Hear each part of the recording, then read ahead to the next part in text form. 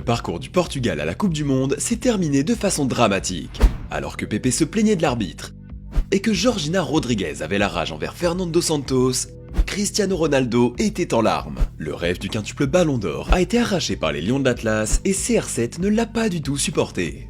C'est officiel, CR7 n'aura jamais de Coupe du Monde dans sa très belle armoire à trophées. Pourtant le Portugais a commencé son aventure au Qatar en trombe.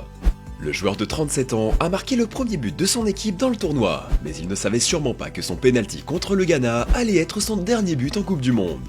Le parcours de Ronaldo au Qatar a été un décrescendo qui s'est terminé avec des larmes. Le meilleur buteur de l'histoire du football en sélection a d'abord vu son rôle remis en question, puis il a perdu sa place dans le 11 de départ au profit d'un jeune talent de 21 ans. Alors quand son équipe est tombée contre le Maroc en quart de finale, Ronaldo n'a pu se contenter que d'une maigre consolation. Il est devenu le joueur avec le plus de sélections dans l'histoire du foot. Record qu'il partage avec Bader Al-Moutawa, joueur du Koweït avec 196 sélections. Mais pour Ronaldo, ça ne veut pas dire grand chose.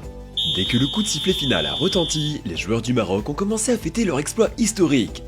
Et Ronaldo a fondu en larmes, l'homme qu'on a toujours vu résister face à la pression. Alors que Ronaldo se rendait au vestiaire en larmes, Pepe, l'un de ses coéquipiers les plus fidèles, était en train de torpiller la FIFA. Dans une courte interview, le vétéran a critiqué la décision de la FIFA qui a désigné un arbitre argentin pour la rencontre, surtout après les critiques de Léo Messi envers l'arbitrage dans l'un des autres quarts de finale. C'est inacceptable qu'un arbitre argentin ait arbitré le match. C'est un Argentin qui arrive et qui siffle, on n'a pas joué en seconde période. Après ce que j'ai vu aujourd'hui, ils peuvent donner le titre dès maintenant à l'Argentine. Bon, on vous laissera juger tout ça par vous-même, mais le défenseur de 39 ans n'a pas été le seul déçu par cette rencontre. La moitié de CR7, Georgina, était folle elle aussi, mais elle n'avait rien contre l'arbitre. Sur Instagram, après le coup de sifflet final, elle n'a pas retenu ses coups. Aujourd'hui, ton entraîneur et ami a pris la mauvaise décision. Tu ne peux pas sous-estimer le meilleur joueur du monde, l'arme la plus puissante. Tu ne peux pas défendre quelqu'un qui ne le mérite pas. La vie nous apprend des leçons. Aujourd'hui, nous n'avons pas perdu, nous avons appris. Wow, ça c'est dur. Peu importe la façon dont le Portugal a été éliminé, peu importe comment Ronaldo jouait, tout ça ne changera rien au fait que le Portugais ne verra probablement jamais ce trophée dont il rêvait tant.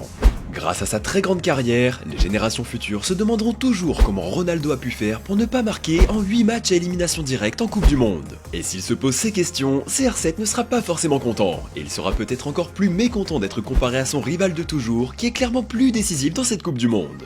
Quoi qu'il arrive, le nom de Ronaldo restera à jamais parmi les plus grands. Pensez-vous que l'élimination de CR7 marque clairement un tournant dans l'histoire du foot? La légende peut-elle se remettre d'un tel crève-cœur? Donnez-nous votre avis dans les commentaires.